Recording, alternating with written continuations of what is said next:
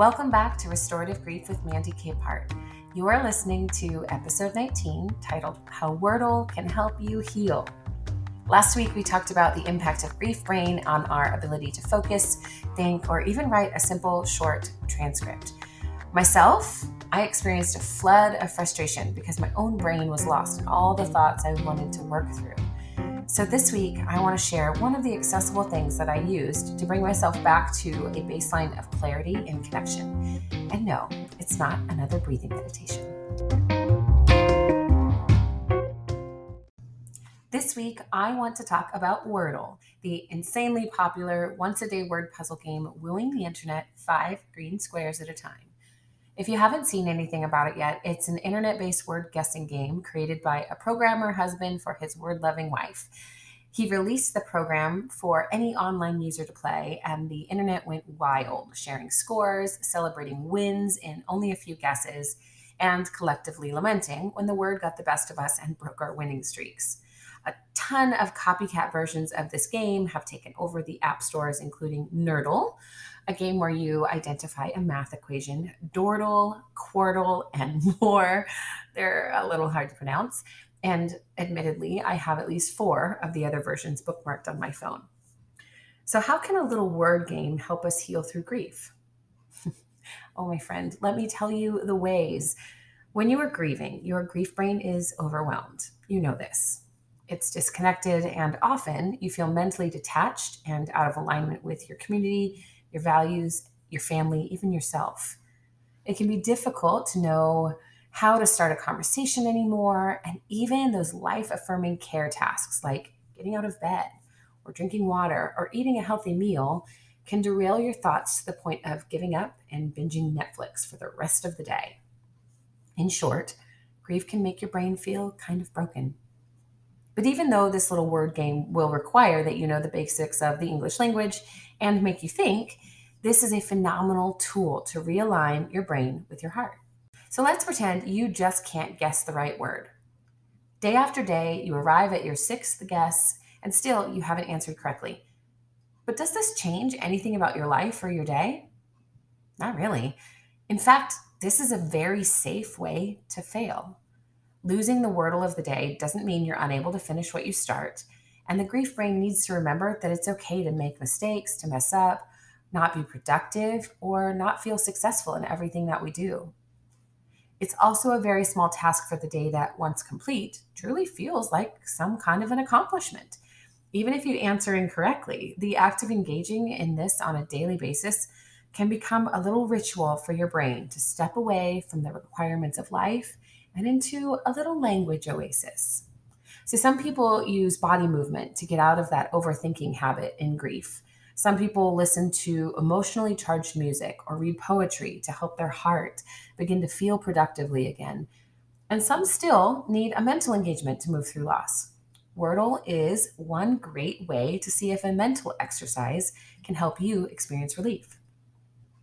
I also love that there is no possible way for you to binge this game since there's only one new puzzle a day. Yes, you can find other versions that allow for playing the archived words and play back to back, but the original is a one and done, and that's important. That gives us something small but exciting to look forward to for the coming day, which might be something our griefy hearts haven't experienced in a long time.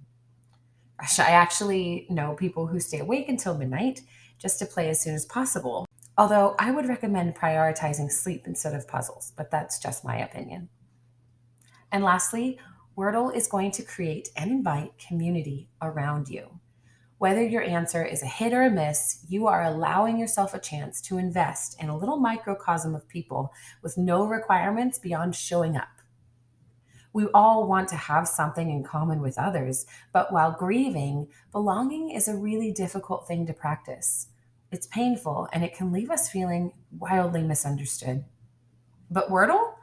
It's not about winning or being the best. It's about learning to play again, realigning our heart and our mind with the intentions of others doing the same thing. They're playing, they're sharing their stories and experiences, and talking with others about what worked for them and what didn't.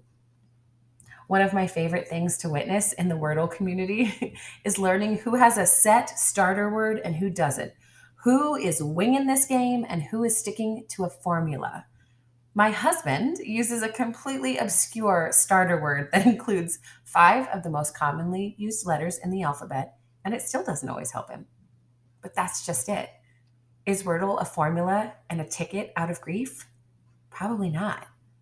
Because nothing about your story is the same as mine or anyone else's.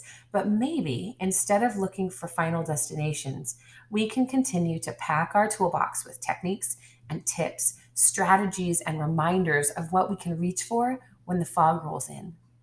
And the more techniques you keep close at hand, the more likely you are to work through grief brain episodes more quickly and with more confidence than before.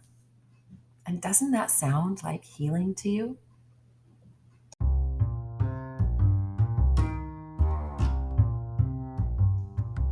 Thank you for listening to episode 19 of Restorative Grief. Now, I'm not usually one to jump on a trend from the start because I don't like being told what to do, shocker. And sometimes trends feel like all the cool kids are drawing another line in the sand for belonging. Maybe you feel the same way, and so you haven't tried this little game yet. And if you never want to, that's totally okay. Perhaps word games really aren't appealing for you. But what other small but somewhat meaningless activity could you introduce into your routine for a little more play? Think Sudoku or brain teasers, or even setting up a puzzle on your kitchen table that takes more than an hour to solve. Or what about bubbles or baking cookies? What small act could you incorporate that would remind you of your joy? Carl Jung said, "The creation of something new is not accomplished by the intellect, but by the play instinct." We who grieve are learning how to live life in a new way after experiencing loss. So allowing yourself the gift of play may be the very thing to bring your heavy heart a little lightness. Remember, the only solution for grief is to do the work of grieving. Thanks for listening. I'll see you next week.